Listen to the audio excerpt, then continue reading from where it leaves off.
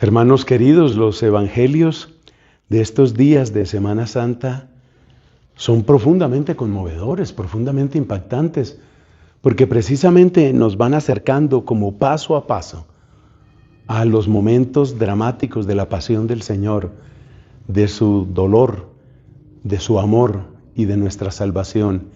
Es decir, todo está en juego. Todo está en juego en estos días. Y es necesario que nosotros vivamos este tiempo con esa profunda conexión. Esa es la palabra que viene a mi mente. Conéctate con lo que está viviendo Cristo. Conéctate con el corazón palpitante de toda la iglesia, que en estos días, con asombro, con gratitud y con lágrimas en sus ojos, mira el camino que conduce al sacrificio. Conéctate con el Señor. Pues bien, en el Evangelio de hoy encontramos ese momento que solo podemos llamar dramático, ese momento impactante en el que Pedro y los demás se dan cuenta que hay un traidor. Y luego Cristo hace un gesto sencillo para indicar quién es el traidor. Cuando Cristo le da ese pan untado de salsa a Judas Iscariote, Judas sale del cenáculo. Sale para consumar la traición. Sale para llevar a cabo su malévolo plan, que finalmente pues conducirá a la muerte de Cristo. En esas circunstancias, Cristo dice estas palabras: ahora va a ser glorificado el Hijo del Hombre. Y lo que yo quisiera meditar un minuto aquí con ustedes es ese contraste. La traición más espantosa y dolorosa y la gloria más grande. ¿Cómo se pueden juntar esas dos cosas? ¿Cómo es posible que Cristo diga que la gloria del Hijo del Hombre está vinculada a esa espantosa traición? ¿Eso cómo puede suceder? Respuesta: precisamente que el amor de Cristo, la mansedumbre de Cristo, la humildad de Cristo, la capacidad de servicio de Cristo, se hayan mantenido incólumes, se hayan mantenido enteras, íntegras, vivas, incluso frente a la traición evidente a los ojos de Cristo. Eso es la gloria de Dios en esta tierra.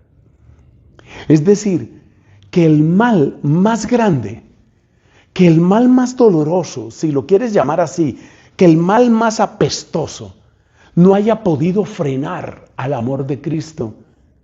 Eso te dice quién es Cristo. Eso te dice cómo ama Cristo. Eso te dice qué hay en el corazón de Cristo. Eso te dice cuánto vale la sangre del Hijo de Dios.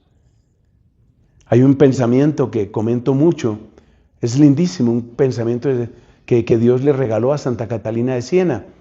Le decía el Señor a Catalina: los contrarios se conocen por sus contrarios. Como quien dice, frente a la peor traición brilla la mayor fidelidad.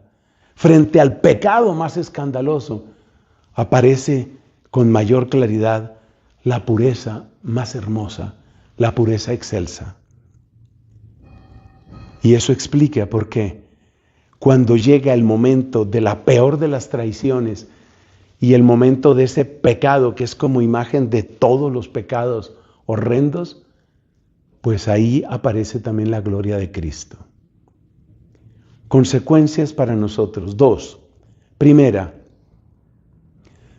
a veces decimos: qué mal que está el mundo, qué feo que está el mundo, mira cuántas guerras, mira cuántas injusticias, mira cuántos abusos, mira cuántos genocidios, mira lo que está pasando, mira la corrupción en la clase política, mira las incoherencias de la iglesia, mira el desastre de las familias. Si es tanta la noche, enciende tú la luz. Primera conclusión. Y segunda, a veces uno puede desanimarse no mirando hacia afuera, sino mirando hacia adentro. y dándose cuenta a uno mismo de lo que uno es, de lo que uno ha hecho, de las faltas que uno ha tenido, de las incoherencias en las que uno ha vivido. Pues si te das cuenta de todo eso, si lo tienes así de claro, es el momento para que la gloria de Dios se manifieste. Porque dice San Pablo, y con este pensamiento deseo terminar, es que donde abundó el pecado, sobreabundó la gracia.